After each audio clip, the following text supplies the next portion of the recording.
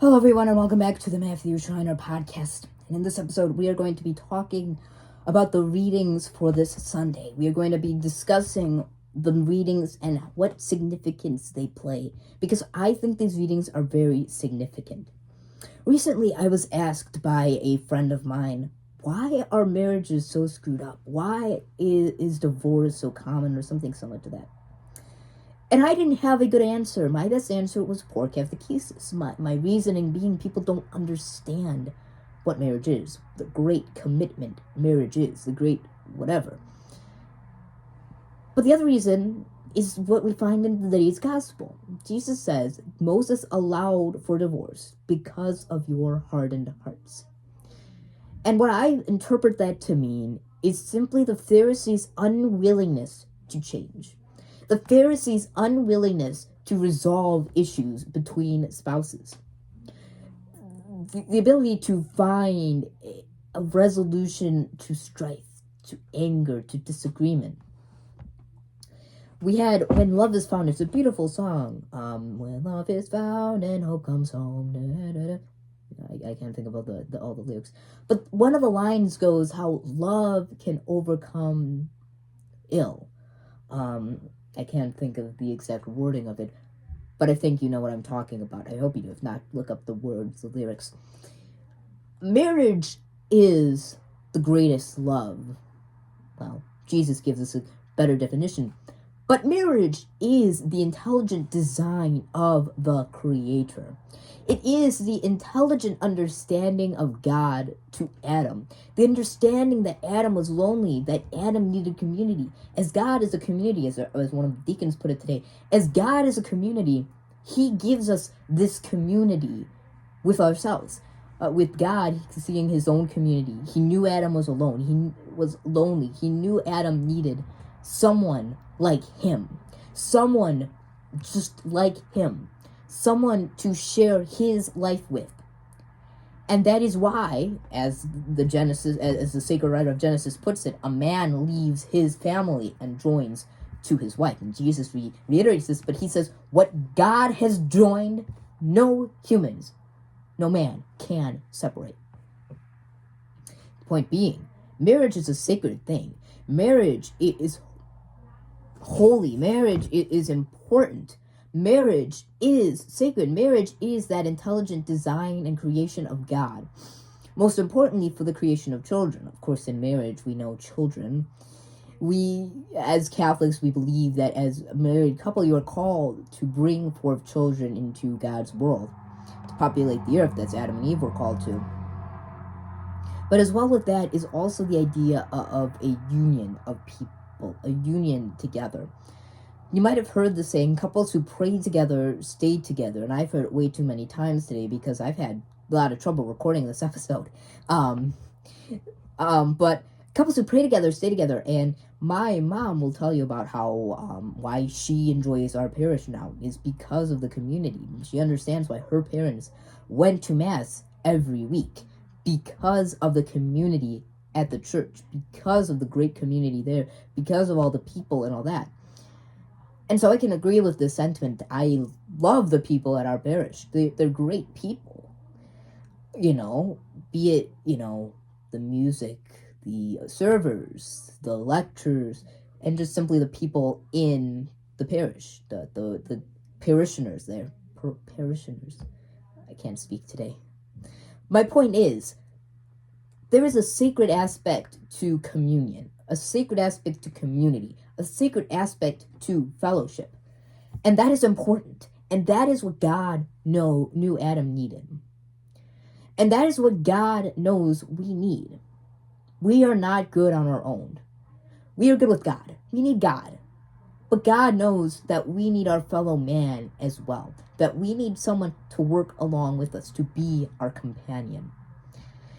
And that's what God knew. And God knew the perfect companion for Adam. And that perfect companion would be Eve. That perfect companion would be the woman. That perfect companion for man. That perfect complement is woman. You see, our sex, our gender is sacred. It's sacred. Because you and I are, first off, we're created in the intelligent and great image of God. But above all, we are created by God. Both genders are created by God almost equally. Almost equally, because you and I, if you're a woman watching this, and I as a man am not the same as you, a woman. That's very simple. You can understand that. You can see that. But as a woman and as a man in marriage, you are called to complement each other in a great and grand way.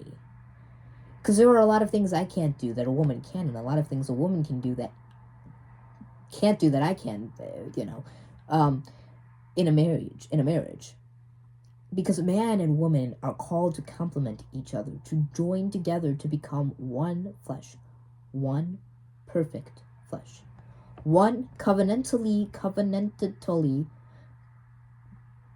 one very bonded together, one flesh, one sacred flesh ordained by God that no man can separate, that God has ordained. Pardon me about that.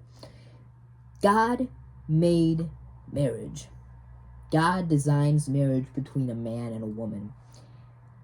Marriage is sacred. Marriage is important. It is the cornerstone of the church and has enabled the church to grow and continue to grow, to establish and prosper and flourish. It is the cornerstone of the church life. It is the most important. If we do not have sacred marriages, then the church will collapse. If we do not have sacred marriages, we do not have sacred priests. If we do not have sacred priests, we do not have a sacred church. If we do not have a sacred church, then we're in a bad place. We're in a place where the church will fail, will deconstruct.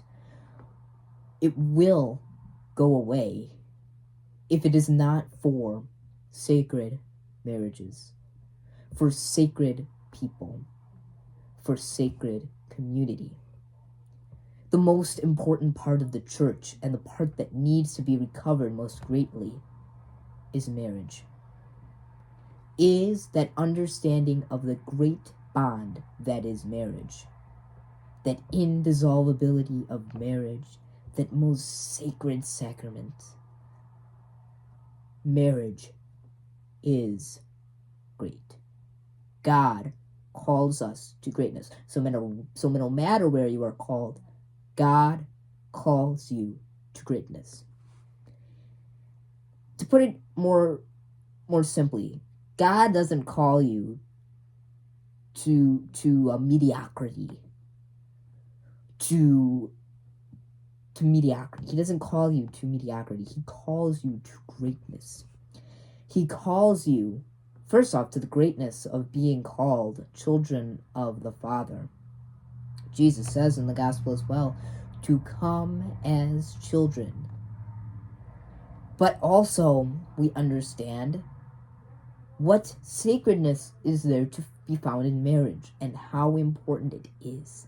It is what God designed. It is what desires of people, of married individuals, of this deep and everlasting covenant, of, simply put, a covenant that cannot be broken.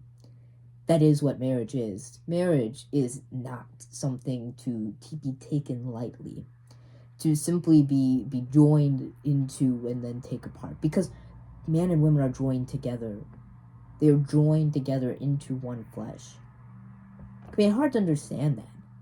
Like, you're not physically connected to your wife, but yet you become spiritually one flesh. And you can actualize this in children. Think about it. You're joining together the man and women, their DNA, to put it in a way that is appropriate, without going into the deep sciences of that. Man and women join together in the procreative act of marriage, and they get to one child, one flesh. It's beautiful. Marriage is beautiful. Marriage is great. Marriage is grand. The church loves marriage. The church calls sacred and holy marriages. The church does not take marriage lightly. and neither does Jesus. The church reiterates what Jesus tells us, and that's what we ask at marriage. And so, marriage is sacred, marriage is holy. And so, no matter where you are being called, whether God is calling you to marriage or to holy orders or to whatever God is calling you to, know God is calling you to live out a holy life. And above all, if you are called to the sacredness, that holiness that is marriage, that is understated way too much, how sacred, how holy marriage is. So I'm stating it as much as I can in this video. Take marriage for what it is, for what it actually is, not for what the world wants you to believe it is, but for what it truly is, for what God destined it to be. Marriage is holy. Marriage is great. So, that's what I want you to think about. These readings were great, and I had 2 great homilies, and I hope you had a great homily as well. I'm sort of reiterating what they said, but I also thought about what my friends said, and that got me thinking into this. And I thought about that during the readings and then during the homilies and stuff. I just wanted to throw that out. But so that's what I want to talk about. Sorry about the flickering lights. I don't know what's going on up there. But God bless, and have a great week.